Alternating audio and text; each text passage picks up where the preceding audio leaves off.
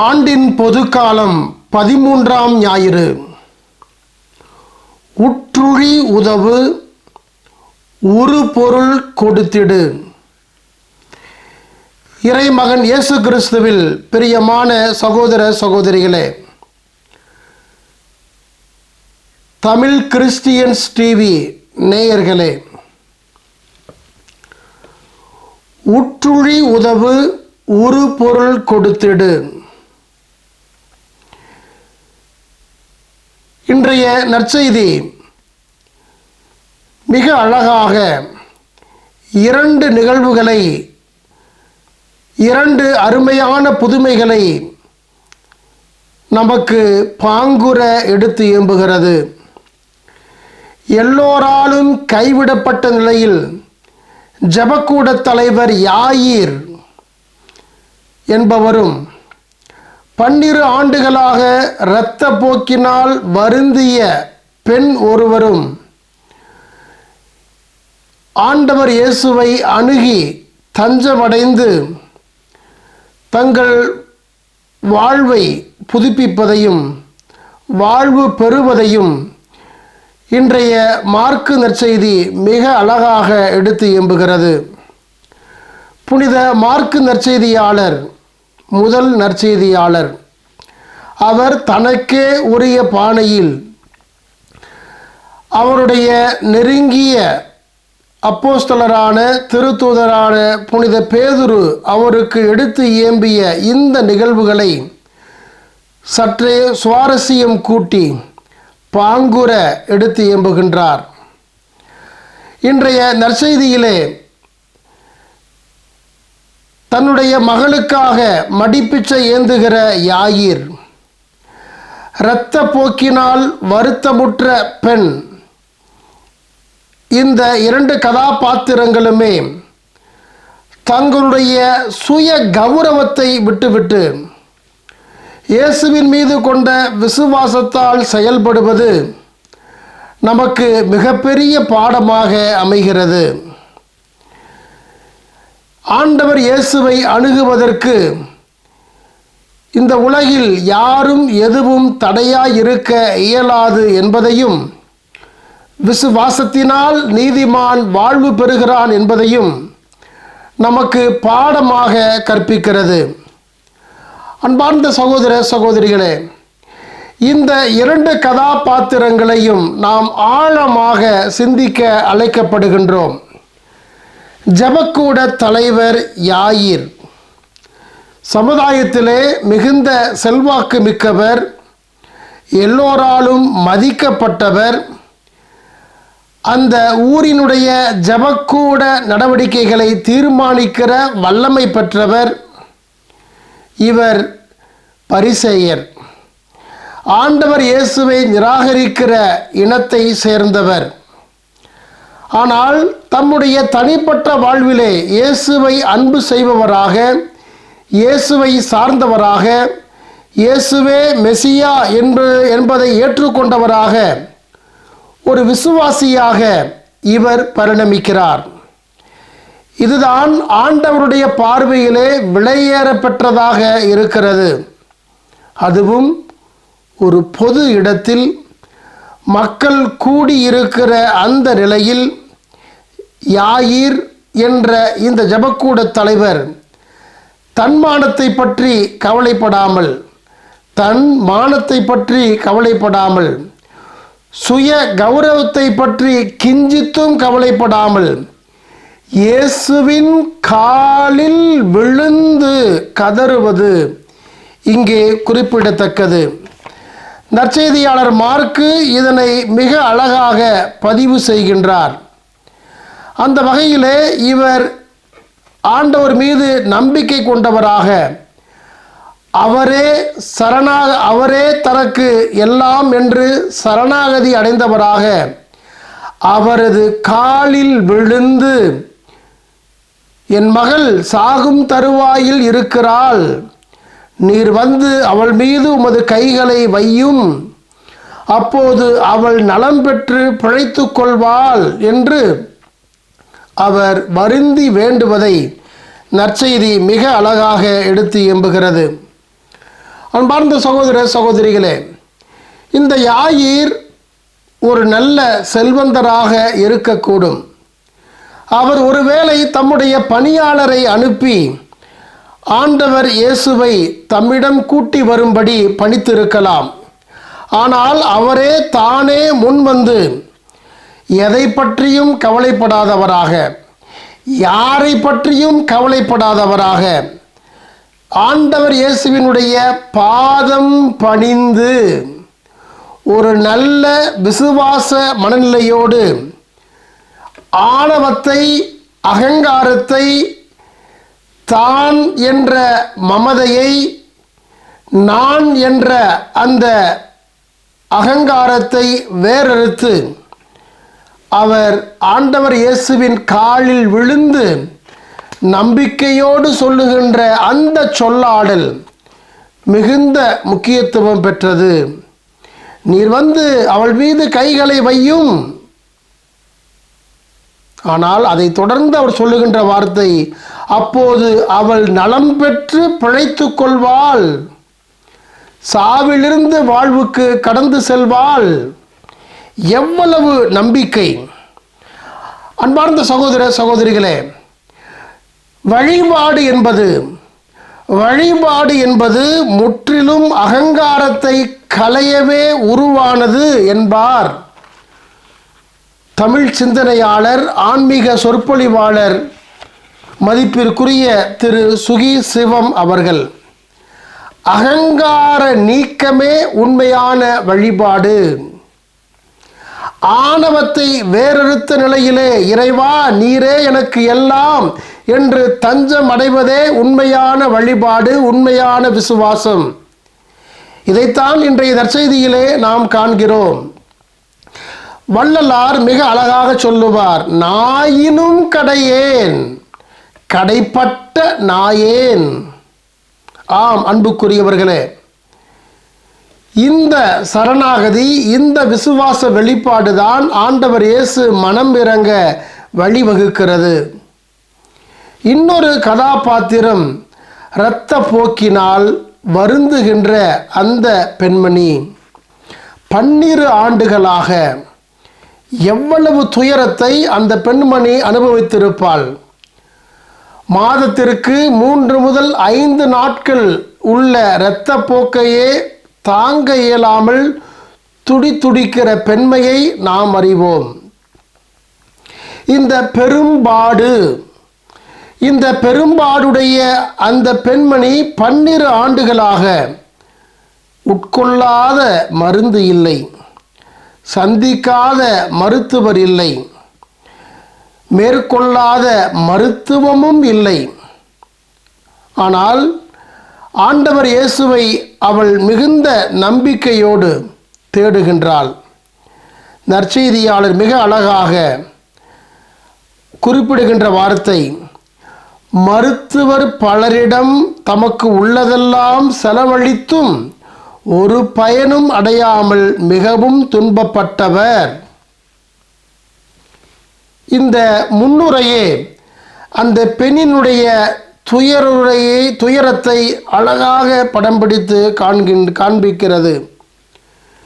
இந்த இயற்கை உபாதை, இயற்கையில் இயல்பாகவே பெண்களுக்கு ஏற்படுகின்ற இந்த மாத விலக்கு யூத சமுதாயத்திலே ஒரு மிகப்பெரிய பங்கை வகித்தது.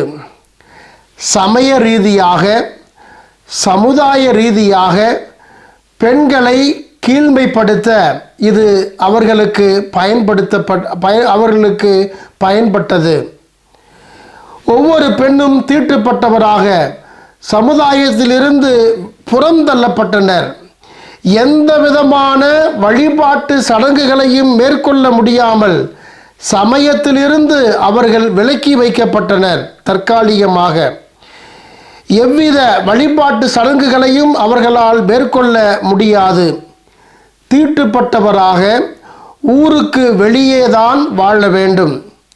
லேவியர் நூல் அதிகாரம் 15 25 முதல் 31 வரை உள்ள வசனங்களை படிக்கிற போது இது நமக்கு புலப்படுகிறது. இப்பெண்ணை பொறுத்தவரை சமயத்திலும் சமுதாயத்திலும் பின்தங்கியவராக, புறக்கணிக்கப்பட்டவராக இருக்கிறார்.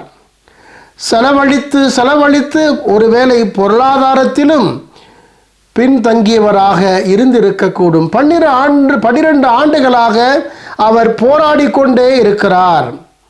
இறுதியாக இந்த பெண்மணி தஞ்சமடைவது, தனது அகங்காரத்தை, ஆணவத்தை எல்லாம் வேறெடுத்து, இறைவா நீரே எனக்கு தஞ்சம் என்று தஞ்சமடைவது ஆண்டவர் இயேசு கிறிஸ்துவில்தான்.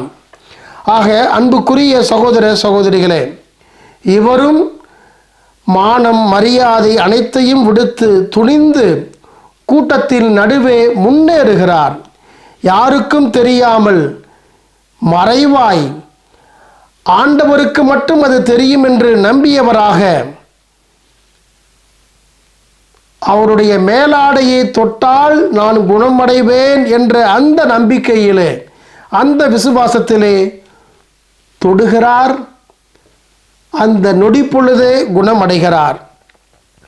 ஆண்டவர் இயேசு தொட்டவர் யார் என்று ஆண்டவர் இயேசு அந்த பெண்ணை அடையாளப்படுத்துகிற பொழுது, இப்பெண்மணி சற்றும் தயங்காமல் எல்லோருக்கும் முன்பாக தனக்கு நேர்ந்ததை அவர் எல்லோருக்கும் சாட்சியாக சொல்லுகின்றார். எதனை குறித்தும் வருத்தப்படவில்லை, யாரை குறித்தும் பயப்படவில்லை, கூட்டத்தினரை கண்டு அவர் பயப்படவில்லை, பின்வாங்கவில்லை, ஓடி ஒளியவில்லை. நம்பிக்கையோடு மக்களுக்குள் முதன்மையானவராக அவர் முன்னேறுகின்றார். இந்த பெண்மணி வருந்தி அஞ்சி நடுங்கி கொண்டு ஆண்டவர் இயேசு முன் விழுந்து நிகழ்ந்தது அனைத்தையும் சொல்லுகின்றார். இதை நற்செய்தியாளர் மிக அழகாக பதிவு செய்கின்றார். அன்பார்ந்த சகோதர சகோதரிகளே, இங்கே இந்த பெண்மணி தஞ்சம் அடைவது அடிக்கோடிட்டு காட்டப்படுகிறது. நான் அவரால் மட்டுமே குணமடைய முடியும், நான் அவரால் மட்டுமே வாழ்வடைய முடியும் என்ற அந்த உச்சபட்ச நம்பிக்கையிலே, உச்சபட்ச விசுவாசத்திலே அந்த பெண்மணி செயல்படுகின்றார். கூட்டத்தில் முதன்மையானவராக, அவர் ஆண்டவர் இயேசுவுக்கு நெருக்கமானவராக அவர் முன்னேறுவதை நாம் பார்க்கிறோம். அன்பார்ந்த சகோதர சகோதரிகளே, இந்த 2 நிகழ்வுகளிலுமே உலக பார்வை என்பது ஒன்றாக இருக்கிறது, விசுவாச பார்வை என்பது வேறொன்றாக இருக்கிறது. உலக பார்வை, விசுவாச பார்வை, இந்த 2ஐயும் நாம் ஒப்பிட்டு பார்க்கிற பொழுது நம்முடைய சிந்தனையை இன்னும் செழுமைப்படுத்த முடியும். ஆண்டவர் இயேசு என்னை தொட்டது யார் என்று கேட்கின்றார். அங்கே ஆண்டவர் இயேசுவே அந்த கேள்வி கேட்கிற பொழுது மக்கள் கூட்டம் அவரையே முட்டாளாக்குகிற விதத்திலே அங்கே அவர்கள் கேட்கக்கூடிய கேள்வி பதில் கேள்வி, அல்லது சீடர்கள் அந்த மனநிலையை வெளிப்படுத்துகிற விதம் இப்படி இருக்கிறது. மக்கள் கூட்டம் உம்மை சூழ்ந்து நெருக்குவதை கண்டும் என்னை தொட்டவர் யார் என்கிறீரே. ஆம் அன்பார்ந்த சகோதர சகோதரிகளே, இது உலக பார்வை. ஆண்டவர் 5000 பேருக்கு உணவளிக்க பொறுப்பட்ட போது உலக பார்வை இப்படித்தான் இருந்தது. 5 வார்கோதுமை அப்பங்களையும் 2 மீன்களையும் கொண்டு எப்படி 5000 பேருக்கு உணவளிக்க முடியும்? இது உலக பார்வை. தொழுகை கூட தலைவருடைய வீட்டில் இருந்த இயேசுவின் மீது அக்கறை கொண்ட நண்பர்களாகிய ஒரு கூட்டமும் விரக்தியோடு இருந்தது. உன்னுடைய மகள் இறந்து விட்டால் போதகரை ஏன் இன்னும் தொந்தரவு செய்கிறாய் என்று கேட்கிறது. இது உலக பார்வை. இந்த உலகத்தனம் வேறாக இருக்கிறது. ஆனால் விசுவாசத்தனம் அதைவிட சற்று ஆழமானதாக, மேம்பட்டதாக இருக்கிறது. மேலாடையை தொட்ட தொட்டால் கூட போதும். இது விசுவாசத்தலம். ஆண்டவரே ஒரு வார்த்தை சொல்லும், எமது ஊழியன் குணமடைவான், எனது மகள் குணமடைவாள். இது விசுவாசத்தலம். ஆக அன்பார்ந்த சகோதர சகோதரிகளே, உலகம் நம்மை இப்படித்தான் உதறி தள்ளும், மட்டமாக நம்மை பார்க்கும், கீழ்மைப்படுத்தும். ஆனால் இந்த உலக தலத்தை நாம் ஒருபுறமாக ஒதுக்கி வைத்துவிட்டு விசுவாச தலத்திலே நாம் முந்தி செல்ல வேண்டும், முன்னோக்கி செல்ல வேண்டும், நம்பிக்கையோடு முன்னேற வேண்டும். மேலாடையை தொட்டால் நான் குணமடைவேன், நீர் வந்து அவள் மீது கைகளை வையும், அப்போது அவள் நலம் பெற்று பிழைத்துக் கொள்வாள். இது விசுவாசத்தலம். ஆக அன்பார்ந்த சகோதர சகோதரிகளே, நாம் உலகத்தலத்தில் இருக்கிறோமா அல்லது விசுவாச தலத்தில் இருக்கிறோமா? அங்கே இறந்து விட்டால் என்று அழுது புலம்புவதை நாம் பார்க்கிறோம். ஆனால் ஆண்டவர் இயேசு அந்த சிறுமியின் தந்தையினுடைய நம்பிக்கையை பார்க்கிறார். ஆம் அன்பார்ந்த சகோதர சகோதரிகளே, நாம் ஆன்மீக தளத்திலே பங்கெடுக்க அழைக்கப்படுகின்றோம். ஆண்டவர் இயேசு இதைத்தான் நம்மிடம் எதிர்பார்க்கின்றார். ஆரிய படை கடந்த மன்னன் பாண்டிய நெடுஞ்செழியன் தான் எழுதிய புறநானூற்று பாடலில் மிக அழகாக இந்த வரி இடம்பெற்றிருக்கிறது. உற்றுழி உதவியும் ஒரு பொருள் கொடுத்தும்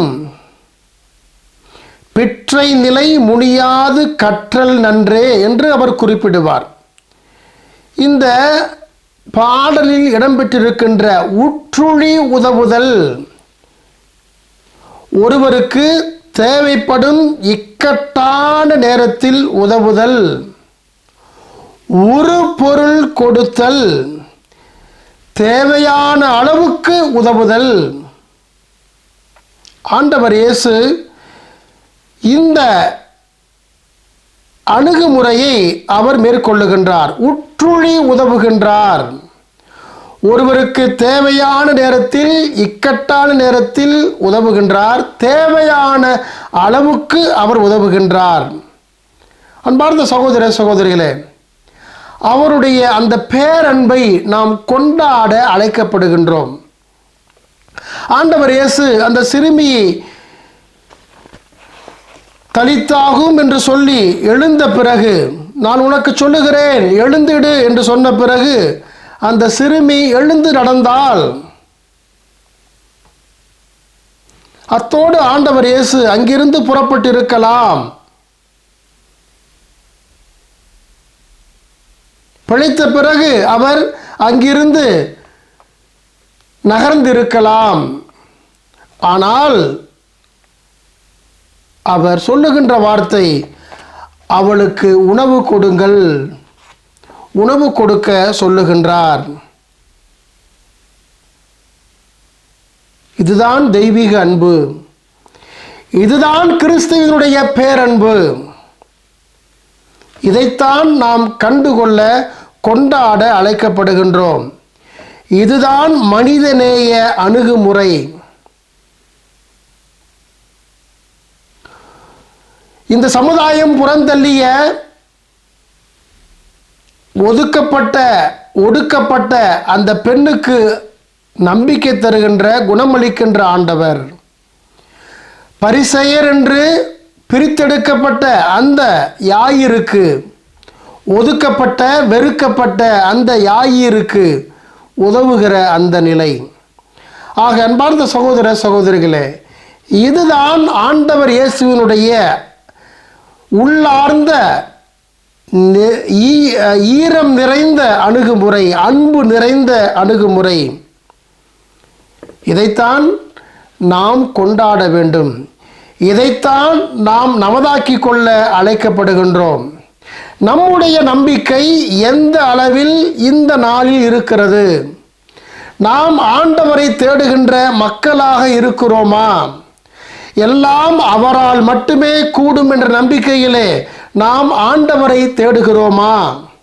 இந்த உலகம் நம்மை புறக்கணிக்கும், ஏசும், வஞ்சிக்கும், திட்டும், நம்முடைய நம்பிக்கையை சீர்குலைக்கும், நம்மை அவமானப்படுத்தும், அசிங்கப்படுத்தும்.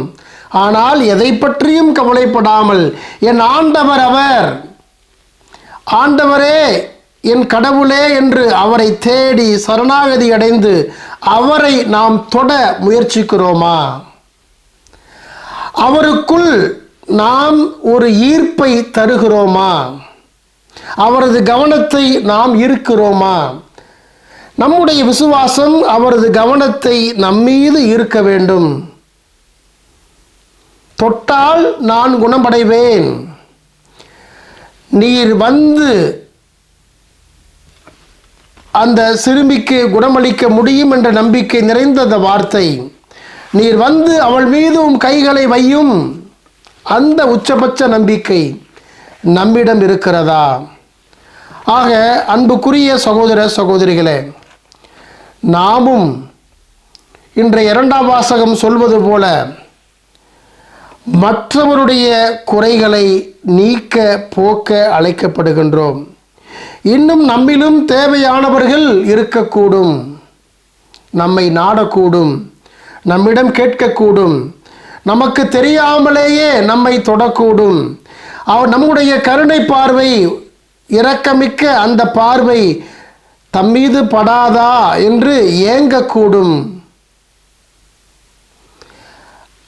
நாமும் அடுத்தவருடைய தேவைகளை நிறைவு செய்ய அழைக்கப்படுகின்றோம். இயேசுவாக வாழ அழைக்கப்படுகின்றோம். இதைத்தான் இன்றைய 2ஆம் வாசகத்திலே நாம் பவுலடியார் சொல்ல கேட்கின்றோம். ஆக அன்புக்குரிய சகோதர சகோதரிகளே, உற்றுழி உதவு, ஒரு பொருள் கொடுத்திடு. நாம் பெறுகிற போது நாம் தரவும் அழைக்கப்படுகின்றோம். நம்முடைய விசுவாசம் உறுதியாக இருக்கிற பொழுது நாமும் செயல்பாட்டால் அடுத்தவரை நம்பிக்கையோடு வழிநடத்த அழைக்கப்படுகின்றோம். இந்த 2 கதாபாத்திரங்களையும் உள்வாங்கிக் கொண்டு நாம் நமக்குள்ளே ஒரு உள்முக பயணம் மேற்கொள்வோம். அவர்கள் தருகின்ற வெளிச்சம் நமக்குள் ஒரு புதிய உத்வேகத்தை தரட்டும். ஆண்டவர் இயேசு நம்மை தேடுகின்றார். தொட்டவர் யார் என்று அவர் கேட்க காத்திருக்கின்றார். அந்த ஆண்டவர் இயேசுவினுடைய குரலை நாம் கேட்போமா? இறைவன் உங்களையும் உங்கள் குடும்பங்களையும் நிறைவாக ஆசீர்வதிப்பாராக. உற்றுழி உதவுவோம், ஒரு பொருள் கொடுத்திடுவோம். அனைவருக்கும் இறை ஆசீர்.